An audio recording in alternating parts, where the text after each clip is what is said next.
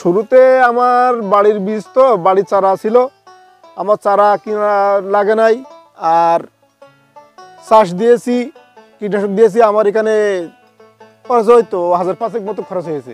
আপনার সপ্তাহে আমার 7 থেকে 7,000 টাকা মতন বেচা কেনা হয় এবং প্রতি সপ্তাহে।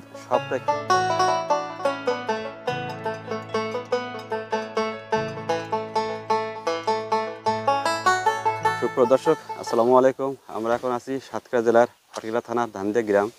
এই গ্রামের জয়ন্ত দাদা কীভাবে হাইব্রিড নয়ন কাজল বেগুন চাষ করে সফল হয়েছে সে সম্পর্কে জানবো এবং বলবো। আর তিনি কিভাবে বেগুন চাষের তুলসী এবং পাখরা প্রতিরোধ করতে পারে মোজাইক ভাইরাস, সেটা আমরা জানার চেষ্টা করব। হলুদ। দাদা নমস্কার। হ্যাঁ নমস্কার দাদা, আপনি কি কি ধরনের ফসল চাষ করেন মূলত? আমি বেগুনি চাষটা বেশি করে করি, বাঁধাকপি আছে, হলুদ আছে। আপনি এই চাষাবাদে কত বছর ধরে জড়িত আছেন এইভাবে? তা আমি আছি 20 বছর যাবত আছি কৃষিকাজের সাথে জড়িত আছি। আচ্ছা, চাষাবাদের পাশাপাশি আপনি আর কি করেন? আমার বাজারে দোকান আছে, সেখানে ব্যবসা বাণিজ্য করি, জি, পাশাপাশি কৃষিকাজ করি। আচ্ছা, আপনি যে বেগুন চাষ করেছেন, এই বেগুন চাষটার মূলত শুরু করতে হয় কোন সময় থেকে শুরু করতে হয়? বেগুন চাষ বৈশাখ জ্যৈষ্ঠ মাস থেকেই আমরা বেগুনের চারা রোপণ করি।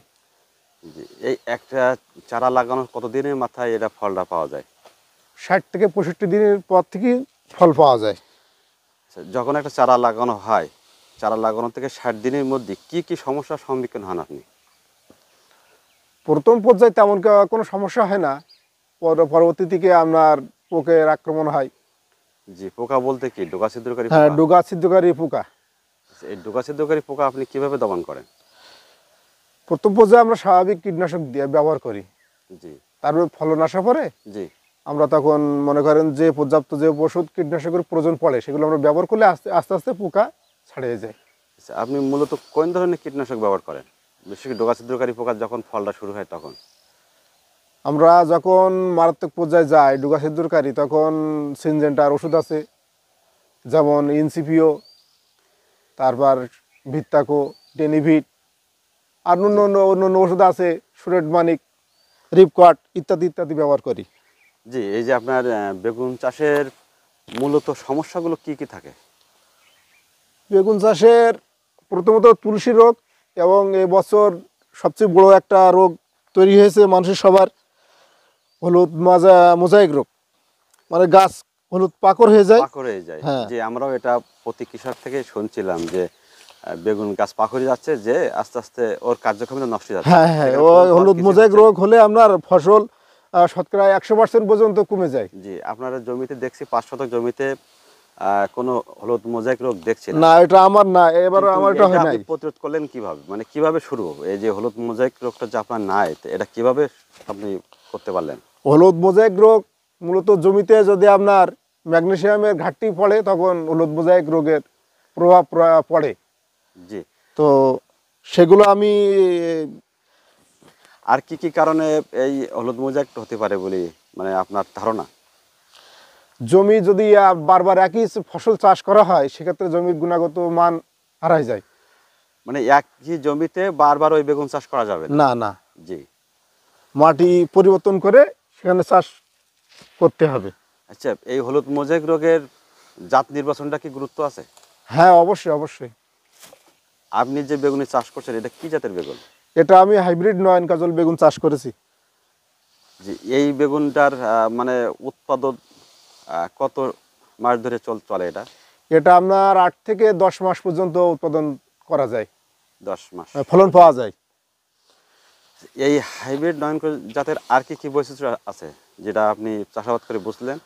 এটার আপনার ফলন খুবই ভালো এবং রং আকর্ষণীয় রং, যা দেখলে বাজারে ক্রেতারা দেখে মানে পছন্দ করে, বাজার দামও বেশি পাওয়া যায়।